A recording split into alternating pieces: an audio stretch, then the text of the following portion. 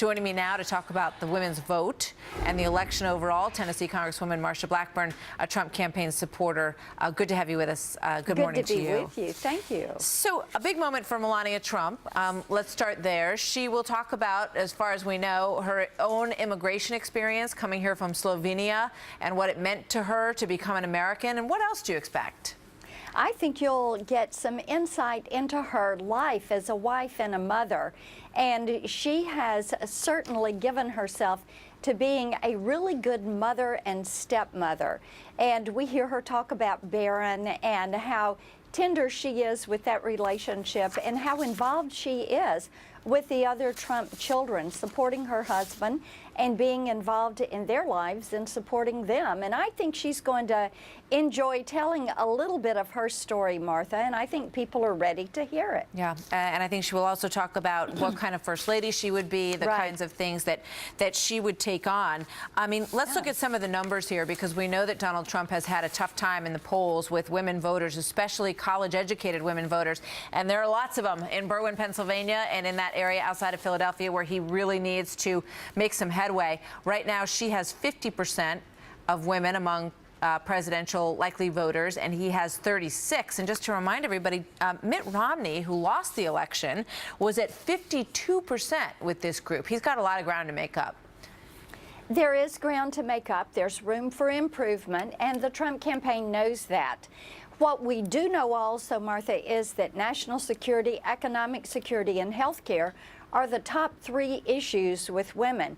And I think the reason Hillary has not seen her support in women grow is strictly because of those three issues. But, Congresswoman, we also know that the stories that have dogged Donald Trump during this campaign, from Access Hollywood on, have had an impact with these educated women voters, some of whom sort of, you know, walked up to the line with Donald Trump and then went back across to Hillary Clinton. So, I mean, Melania Trump has her work cut out for him, because I think when a lot of those women look at her, they want to know, why did you stick by him through all of this? Why is that okay? And women ask that same question of Hillary Clinton regarding Bill Clinton.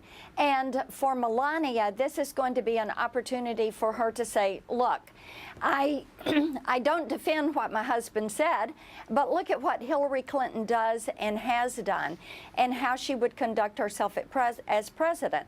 And when it comes to the issues of national security, to the issues of wage stagnation and the economy, you know you're going to get action from Donald Trump. You also know you're not going to get an acceptance of the status quo.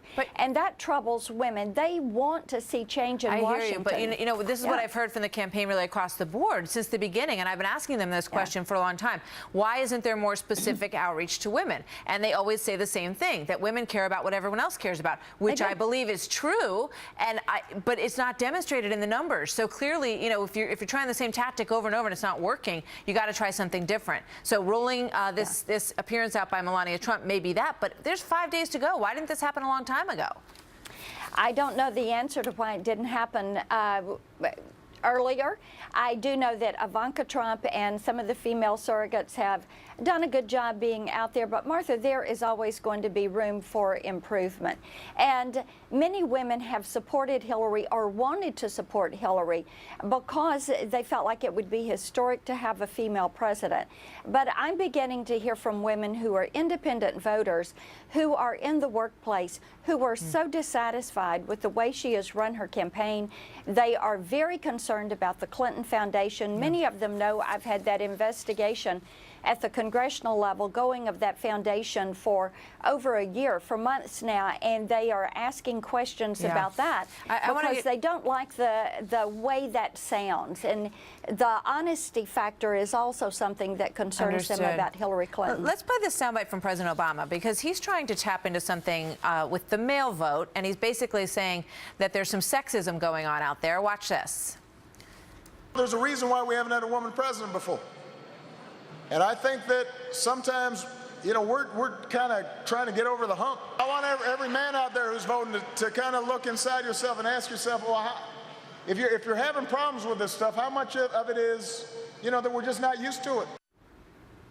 What do you think about that? I really thought the entire thing was a little bit inappropriate. And I have always looked at people and said, vote for me because I'm the most well-qualified person for the job. And that is what you want. You're going to break glass ceilings when you have people that are prepared and competent who are going to step up and take the reins in a position. Women want those opportunities. Give them an opportunity and they will perform.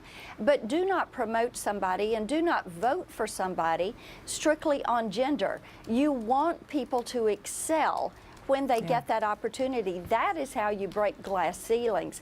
So to make this something that is just based on gender, there are so many serious issues facing our country right now. Yeah, I mean, we see this toward the end of campaigns. You know, the race card gets played in some cases, that if you're not willing to vote for this person or that person, it's because you're racist, perhaps. And now what we're seeing is if you're not willing to vote for Hillary Clinton, you must have something against women. So quite interesting. Marsha Blackburn, thank you very much. Good to have you with us today. Martha.